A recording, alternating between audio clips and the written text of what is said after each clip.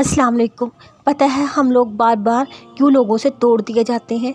बार बार हमें पता होता है उम्मीदें हमें तोड़ डालेंगी, मगर हम सब जानते बूझते भी लगाते हैं उम्मीद। हम लोगों से क्यों तोड़े जाते हैं? जब हमारे जज्बात की शदीद नाकदरी होती है हमें अल्लाह याद आता है। पता है अल्लाह हमें दुनिया वालों से क्यों जोड़ता है? उसको पता है उस बंदे को जब लोग तकलीफ़ देंगे तो ये दौड़ कर मेरे पास आएगा।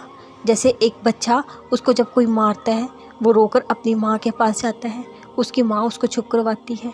इसी तरह टूटे दिल को जब रब से जोड़ा जाता है वो दिल मरम्मत पा जाता है। जब दिल अल्लाह से लग जाए तो समझो सब मिल गया। हम इंसानों में पता कौन सी बुरी आदत है, हम बहुत जल्दी लोगों पर एतबार कर लेते हैं, जबकि पहले परखना चाहिए हर इंसान को। हम जल्दी लोगों से उम्मीद वाबस्ता कर लेते हैं, जबकि असल उम्मीद तो अल्लाह से लगानी चाहिए।